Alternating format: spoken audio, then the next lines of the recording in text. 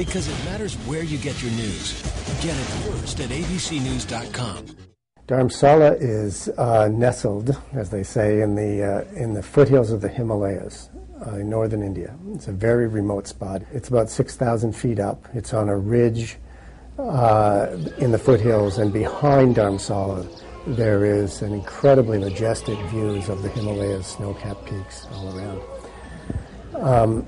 We went there because that is the home of the Dalai Lama, and he is the leader of Tibet, and he's a god king to Tibetans. And he is the world's foremost practitioner of Buddhism.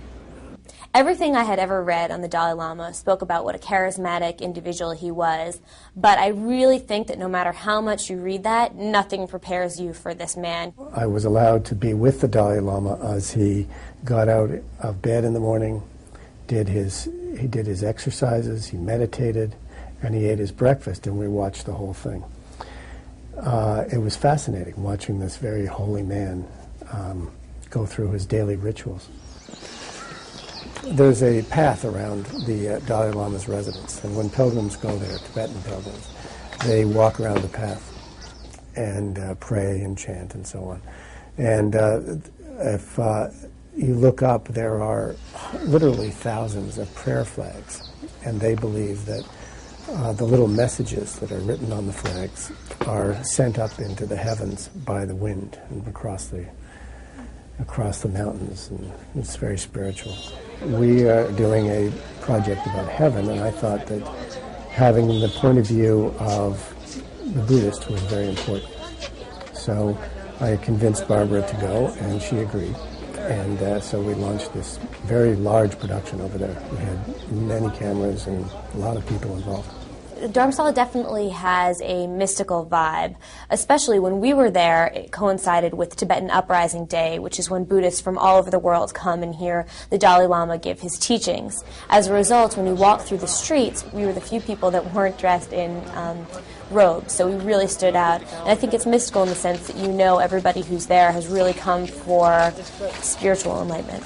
Most of the people who live in Dharamsala are part of the Tibetan community. So they're not all monks. There are people who do, make rugs or do, crafts, and there's restaurant owners and so on. It's a town. And but by far, most of the people are Tibetan, and by far, most of the people are there because they want to be there to be near the Dalai Lama. It used to be a British hill station until the Indians gave it to the Tibetans when the Dalai Lama was exiled from his home country. So he went there in 1959 and established a residence there and took all of the Tibetan culture with him.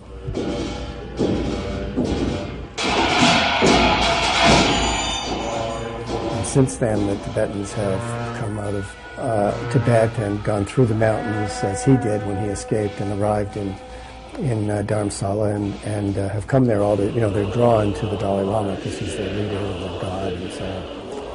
So it's a very, very important destination for Tibetans, and it's become a very important destination for Buddhists from around the world. We had a very large crew on the day of the shoot with the Dalai Lama.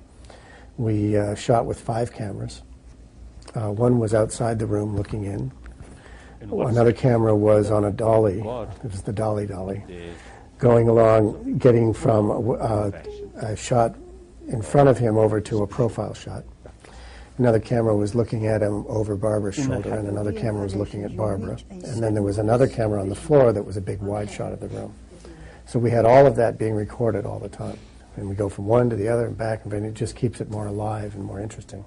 We had set up a control room right by where the interview is taking place, which is where we all sit and watch the interview and kind of keep track of what's going on. And there were multiple times during the interview when everybody in the control room was laughing so hard at the Dalai Lama and how wonderful and warm and friendly he was being. So if I'm God, that should not happen. Well, Barbara was, very, very moved by all of this, I think. From what I could see watching her as she met the Dalai Lama. And at the end of the interview, she went over and gave him a kiss, which is something she never does with world leaders.